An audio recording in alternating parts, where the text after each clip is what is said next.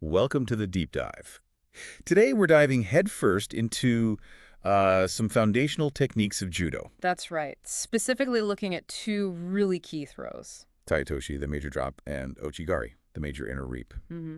And our guide for this is a fantastic resource you shared. Championship Judo, Tai Otoshi, and O-Uchi-Gari attacks. Yeah, by T.P. Leggett, who was an 8th Dan, Incredible. and Kisaburo Watanabe, a 7th Dan. Really high-level practitioners. Absolutely. And what's interesting is this book, from way back in 1964. It really was a milestone, wasn't it? It seems so. Not just another manual, but something that, well, dug deeper. Exactly. It revealed some of the, let's say, hidden complexities in these throws, things that weren't often discussed so openly back then. So it's like finding hidden details in something familiar.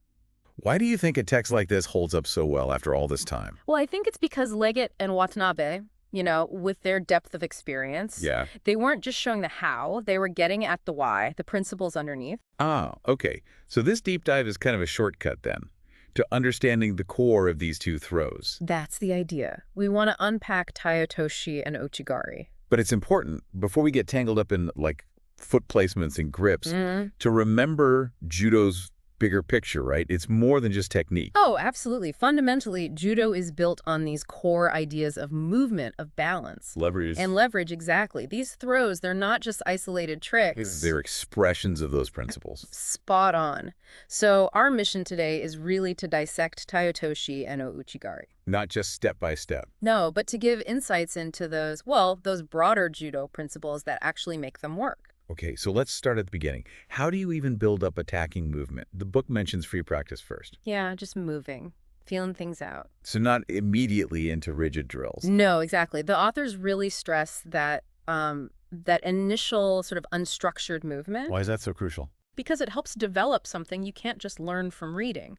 It's that sense of timing, of rhythm. Ah, okay. It comes from actually doing it. Right, from physically engaging, sensing your own body and, the other person's. Like a physical conversation. I like that. It kind of is, yeah. And then comes this key concept, kuzushi waza, breaking balance. Fundamental.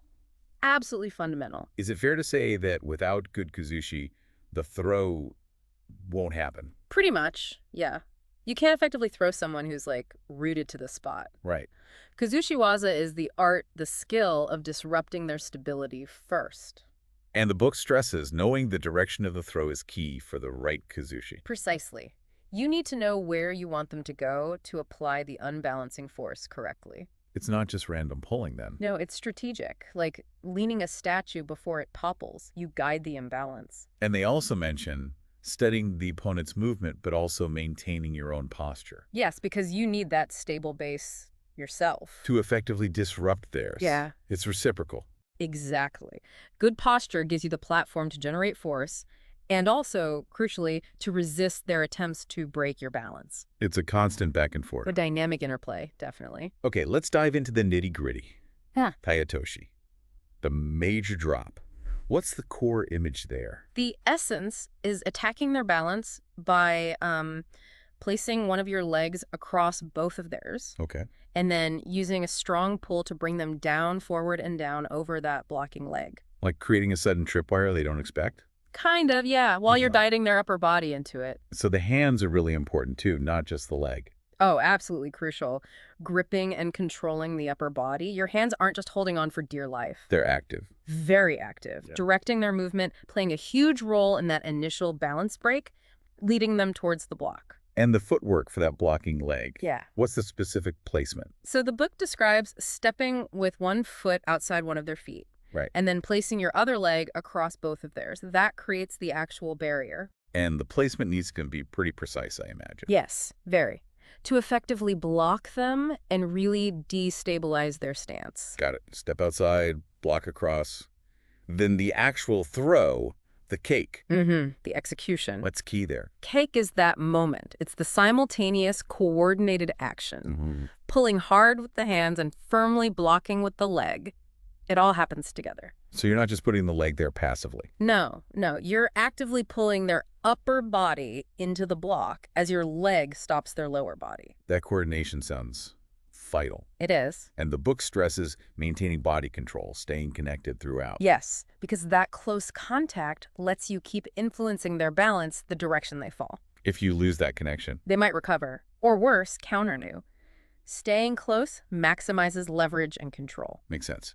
Now, let's isolate the left hand, assuming a right-handed thrower. What's its specific job in Tai Otoshi? It's definitely not passive. Its main role is to pull the opponent. And that pull is vital for breaking their balance forward, setting them up. A strong left-hand pull can often be the real secret ingredient. So it's really a partnership between the hands. Absolutely. The book even hints that a strong left pull can sometimes compensate for, say, slightly off footwork. It can, yeah. A really powerful, well-timed pull can cover for minor errors elsewhere. It just shows how important that initial kuzushi is. And then there's a specific mention of foot position in general, beyond just Tai Otoshi. Right, because correct foot placement is fundamental across the board in judo, isn't it? For attacks, obviously. Yes, but just as much for defense, for maintaining your own stability. It's the foundation. Exactly, for solid movement, offense, and defense. Okay, then, circling uchikomi. First off, what's uchikomi? Uchikomi is basically repetitive practice of the entry part of a throw. But without actually throwing. Right. You don't complete the throw, don't take your partner down. It's about muscle memory, timing, coordination for the setup. And the circling part. Why add that? It adds dynamism. You practice entering from different angles, creating openings by shifting their weight as you move around them. So rehearsing the first steps from multiple angles. Got it. Now, the right hand again, more than just holding. Yes, it's actively pulling, sometimes even a bit of a thrusting motion. Okay. And a key detail the book mentions, keep their arm underneath yours. Why is that important? Gives you much better control. Harder for them to escape or counter, like a lever, as you said earlier. Ah, right. And sliding the hand against their chest for a stronger pull. Yes, that's another subtle point. Maintaining that close contact, sliding as you pull. Maximizes leverage. Exactly. Generates significantly more pulling power. Really helps break that balance. The book then touches on comparing throws, suggesting that even similar-looking ones have crucial differences. Right. Like Tai Otoshi and Haragoshi, sweeping hip throw. They might look a bit alike at first glance. But they're different. Very. In how you take their weight, the point of contact. Tai Otoshi is more that drop over the leg. Harai involves a definite hip action, a sweep. Understanding those nuances is key. That's what separates good from really skilled, yeah. Okay, uchikomi with a pillar. That sounds different. Yeah. It's a way to focus purely on your pulling mechanics and body movement. Without a partner moving. Right. You use a stable object like a pillar or maybe a partner just resisting firmly.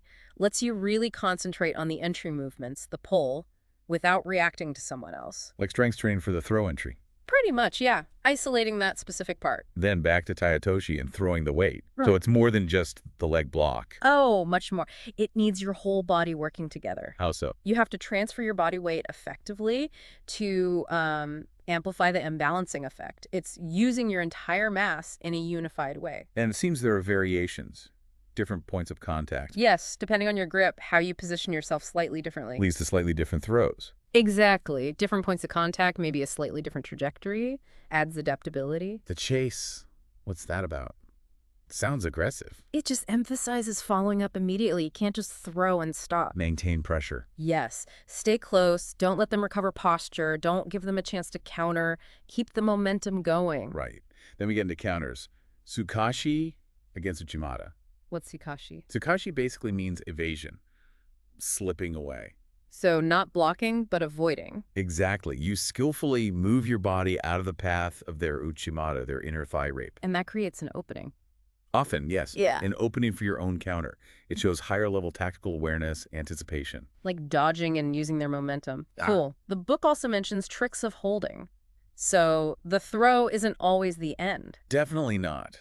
In competition, a throw might get you points, but often you need to follow up immediately. With a pin. Right, with osekomi waza, holding techniques.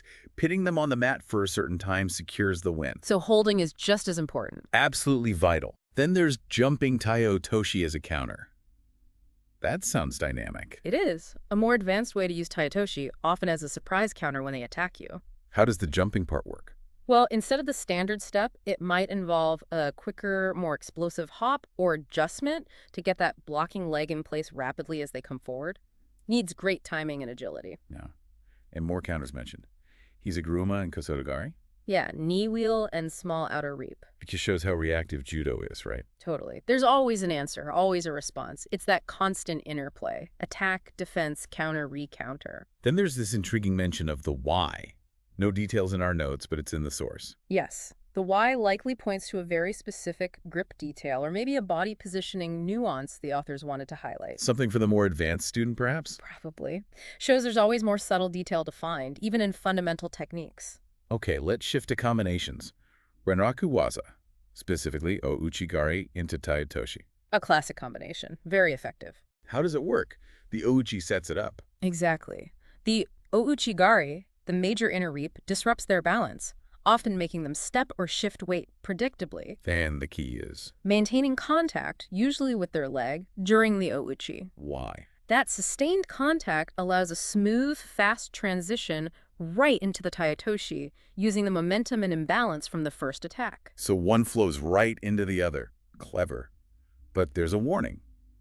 A feeble uchi. Right, you can't go in half-heartedly. What's the danger? A weak O-Uchi doesn't break their balance properly, and it can leave you off balance overextended. Vulnerable to a counter. Precisely. Each part needs commitment and proper execution. And, like Tai Otoshi, throwing the weight in Uchi-Gari is stressed. Yes. Again, it's not just the leg reaping. It's the whole body, the pull with the hands, using your weight to amplify the leg action. A combined, coordinated force. That's the key to really destabilizing them. And it sounds like these two throws often play off each other in matches. An Uchi-Gari Tai Otoshi rally. Very much so, because they attack balance in slightly different ways, but can start from similar positions. So defending one might open you up for the other. Exactly. It becomes a tactical game. You probe with one, they defend, maybe you switch to the other. It's that back and forth again. Another combination mentioned. Kosotogari into Tai Otoshi. Small outer reap into the major drop, another good one. How does that setup work? The Kosoto can subtly draw their weight onto one leg, making them more susceptible to the Tai Otoshi that follows. And the book even notes variations based on opponent height. Yes, which is fascinating. Shows you need to adapt the combination depending on who you're facing, taller or shorter. It's about strategic application. Finally, the contest pictures. Seeing it live is invaluable. Mr. Daigo's Tai Otoshi. Yes, in the All Japan Championships, a powerful image. What does the description highlight? You see the opponent's feet completely off the mat, clear kuzushi, and it notes Daigo's strong upward pull with the hands. Reinforcing that hand action. Absolutely. Shows that upper body control and leverage in action in a real high-stakes moment. And the Inokuma versus Kaminaga Uchi-Gari picture. That one really captures the critical moment of balance disruption. Who's he again? Exactly. You can visually see how the Uchi has unsettled Kaminaga, creating that vulnerability. It drives home that core principle. So after this fantastic deep dive, drawing on Leggett and Watanabe, what are the absolute key takeaways for Tai Otoshi and O-Uchi-Gari? I think the main thing is that these throws, while fundamental, require real skill across several linked elements. Oh, yeah. Breaking balance effectively, kuzushi. Precise footwork, coordinated, strong gripping. And using your whole body mechanics, your weight. It's a complete package. It really is. And then understanding how to combine them, Renraku waza, and being aware of counters adds those crucial tactical layers. And it's pretty amazing that a book from '64 still offers such a solid foundation, especially from these authors. It really is. Speaks volumes about the timelessness of these core judo principles when executed well with understanding. They're incredibly effective. Absolutely. Precision, understanding the principles that feel for timing and balance, that's what makes them work. So, for everyone listening, as you think about this, here's something to mull over. How might these principles balance, leverage, kuzushi? How might they apply elsewhere? Interesting question. Yeah, I mean, outside of judo, and other physical challenges maybe, or even intellectual problems, interpersonal stuff. Finding parallels? Maybe. Are there situations where disrupting someone's assumptions their balance is key, or where maintaining your own posture under pressure is vital? It's a neat thought experiment. Yeah, so maybe just keep an eye out. Look for examples of these kinds of principles of balance and leverage playing out around you. You might be surprised what you notice.